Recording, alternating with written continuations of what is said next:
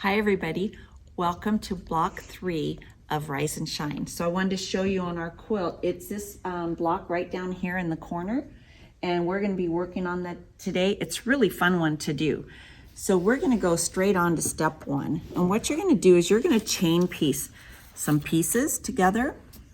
We're going to take these two triangles, which is our A triangle and our C triangle, and you're going to sew the long edge like this, and it says in your directions to iron it towards the A, which is this one. So you're going to iron them all that way, and you're going to make 4 of these units. It should end up 3.5 inches square.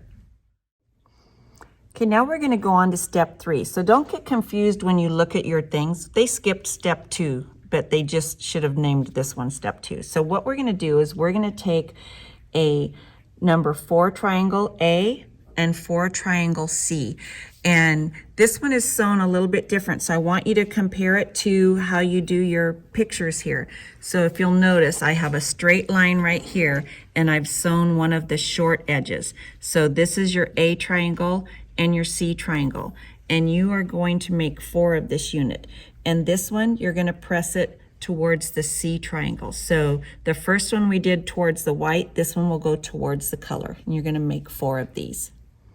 All right, now we're going to go on to step 4, and we're going to take this little number 6 triangle. It's out of our A fabric, and this is piece 20, and it's out of our D fabric right here.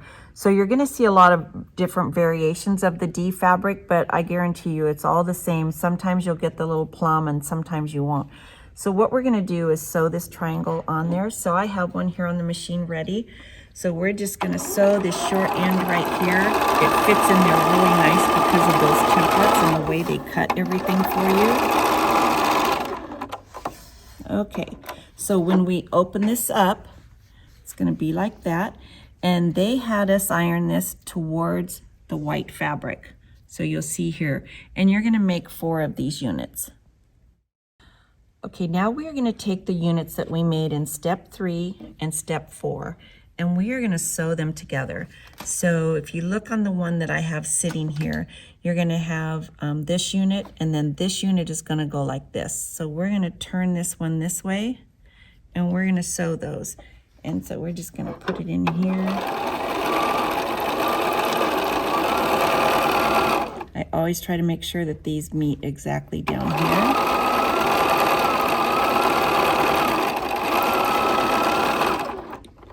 In case you're wondering, because I haven't really said, the reason I use these little starters and stoppers is because when you cut to have the thread cut, you have a lot of extra threads once you start the next one, and this just catches all of those extra threads so you don't have that. Makes it kind of nice.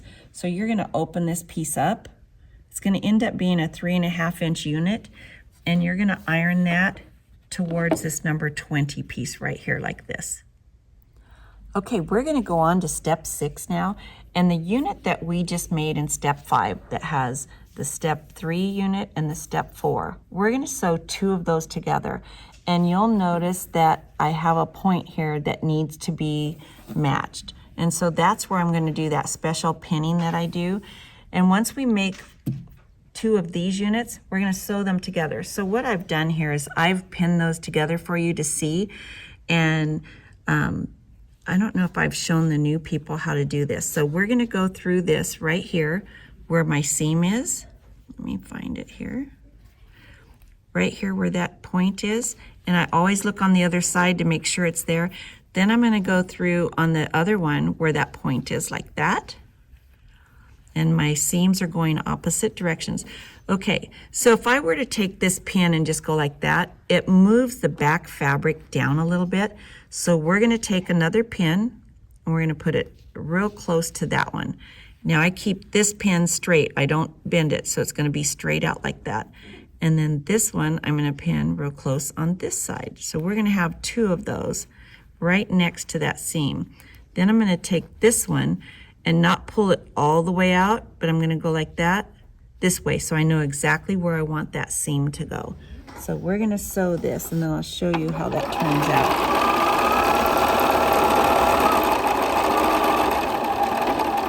So I go really close to my pin, get this out of there a little bit like that. Okay, so my pin is right where my needle is going to go, and I pull it out just at the end. I do leave these in, so here's where my disclaimer comes in. I do not tell you you can do it on your machine, but I do it because these are the best pins you can use for quilting. I'm going to go all the way to the end, and then I have that pin sitting there. Okay, so let's take these 2 pins out. We're going to trim a few of the little hairs because I don't like those. And we're going to open this up. See how nice the pieces all meet in the center? And you're going to be able to get that beautiful pinwheel. So you see this, so all my seams are going in one direction of the ones that I just did, and that makes that beautiful pinwheel. And then you'll get a block like this. Okay, in step 7, this is something that we've done before. So you're going to have this really big triangle right here. It's made out of color B, and we're going to take the color F triangles that we cut, and we're going to sew them to the side. So you're going to sew one side first, iron it towards the small triangle. Sew your second side, iron it towards the outside. So it's going to look like this. Okay, so both of them are going to the outside. You're going to make 4 of those. After you do that, you're going to take this unit that we made in step 1, and it's going to sew to 2 of these on the opposite sides like that. So your white is going to go out towards the outside like that. So let's go ahead and sew one of these together. So it's going to go like that. They line up perfectly. And we're just going to do this. I'm going to use my stiletto. Make sure these line up really nice. Your stiletto also helps, like when you get up here, to help make sure that this stays down, that it doesn't fold back on you. And it makes it really nice so that you don't have to keep lifting your presser foot and stuff. Okay, so. And then we're going to make 2 of these units. It's going to look like this when you're done. And looks like I ironed these towards the outside triangles. Then what we're going to do, we have 2 of these. We have our unit that we made in the beginning. So we have this unit. We're going to have another one of these that go on either side right here. And then this, again, will go down here. So if you look at my finished block, here's the unit in the middle. And then we're going to have 2 units that are just like this that sew to the sides. One side here, one here. And then the ones that we sewed the corner pieces on go out here like this. And you're going to sew them all together. This is where you're going to want to pin, ladies. Right here where that point is, you're going to line it up with this and do the pinning trick that I just showed you.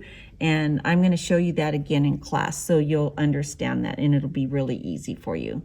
So I want to thank you again for joining us for Rise and Shine. And remember, I'm using this beautiful little Bernina 480. It's a perfect machine to take to classes. Thank you.